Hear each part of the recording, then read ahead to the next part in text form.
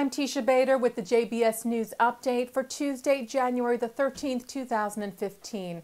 The 4 Jewish men murdered Friday at the kosher supermarket in Paris were laid to rest in Israel today.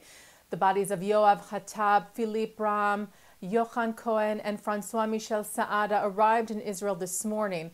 The 4 were killed during the attack at the kosher in Paris by radical Islamist gunman Emedi Koulibaly.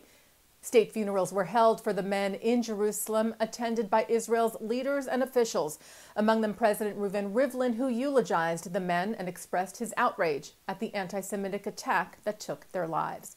Rivlin said, "This is sheer hatred of Jews, abhorrent, dark, and premeditated, which seeks to strike wherever there is Jewish life." Rivlin said that while terror does not discriminate between blood, we cannot escape the fact that this terrorism explicitly targets the Jewish people. Rivlin urged the leaders of Europe to act and commit to firm measures to return a sense of security and safety to the Jews of Europe, in Toulouse, in Paris, in Brussels, or in Bourges, referring there to previous deadly and deliberate attacks against Jews. Rivlin also encouraged the gathered mourners that had arrived from France at the funerals to make Aliyah, but also stressed that Israel was a land of choice, and that if they do come to Israel, it should be because of a love for Israel and not due to terror and fear. Rivlin added that Israel will continue to, quote, "fight for your right to live as Jews wherever you may be." Israeli Prime Minister Benjamin Netanyahu spoke at the funerals as well, calling the terrorists who committed the attacks in Paris not just enemies of the Jews, but of all of humanity. Netanyahu said, "It's about time that all of the civilized world unite and uproot these enemies from our midst." French and American officials gathered yesterday in New York to remember the victims of the kosher market and the victims of the Charlie Hebdo attack in Paris. U.S. Ambassador to the United Nations Samantha Power, French Ambassador to the UN Francois Delattre, and Consul General of France in New York Bertrand Lortheret spoke at the memorial organized by the American Jewish Committee. It was moderated by Chair of the AJC Paris branch René Pierre Azria, and was also attended by diplomats from 10 other countries: Argentina, Bulgaria, Germany, Hungary, Israel, Lithuania, the Philippines, Poland, Slovakia, and the UK. Ambassador Power stressed in her remarks that it was not just up to the Jewish community to fight against such attacks. She said anti-Semitism isn't just a threat to the Jewish people. Anti-Semitism is a threat to everything Europe stands for. AJC Executive Director David Harris told the 150 people gathered at the memorial that it is high time that we, as democratic societies, stand up resolutely to the threat posed by those who loudly invoke their Islamic faith and teachings to justify their heinous deeds.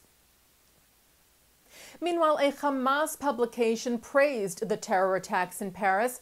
Following the shootings Friday at the kosher market, Hamas publication Al Rasala posted on Facebook photographs of the terrorists from the Hyper-Caché as well as the Charlie Hebdo attack, with the caption, "The Shahidim," or martyrs, who were dispatched by God, the heroes of the raid in Paris.